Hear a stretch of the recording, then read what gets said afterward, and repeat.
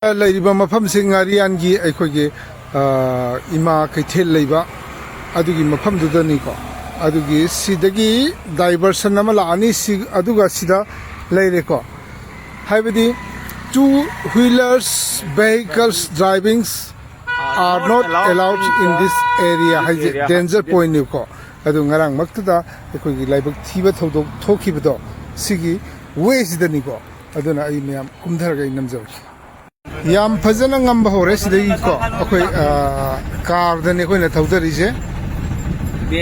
Sidaki, Angam de Rio, Aduna Gari Masala, Quasing Sidati, Tauta Piracano, Tauta Piracano, Car Gumba, Tadi Aduni Narangi Sport Mapam Doi Eureka.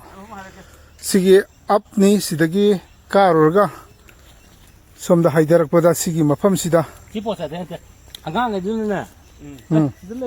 Sini direct sport mafam se.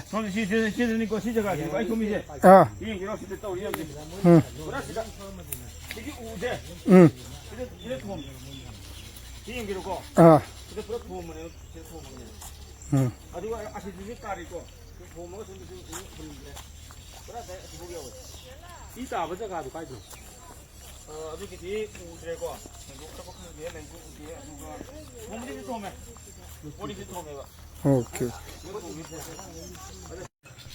Yengse gari masagi akai atu isingdo.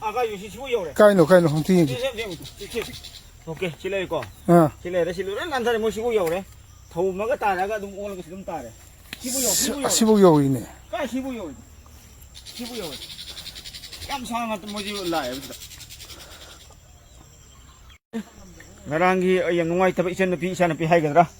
Thokiba leitama yaw angang isan pido adugi hoji sport nei leje se moine thonggi ba mo kumda ko soi bi dum dugi kanoni ko ele je ene pot leiri adu yamna ngam su oi ba thongdarak bada gai masa thongdarak bada khoigi poke khara lejani mo ding control su ga mo nan mani na nong su bai su pole khara le ko ene free thadara so dum bira khaga da thok nei ba adung ngam moi aduna yaraga di sida lak bada khoigi ngarang dang haida biraga na singkhong Police station leibani adudagi hajelagadi yam akada lakada plane oiba jaga aduda lakpiu adu sida taw amona amu sig angam side gi that lakpiranu sida singhong du da police station he mamang du da labi ma leibani aduda yamna plane oiba haitare jaga du lakpiro hangbiro bomju lei adu yam kumna hangbi mathang lakpudadi hangbiro aduga yaragadi police station mo thogdebiro andro police station ngare ha singhong du da leibani adu hangbiraga dum sig Okay, gardens lakbina bhona biyo mathang dari khulong thiba thukna hoi am ngai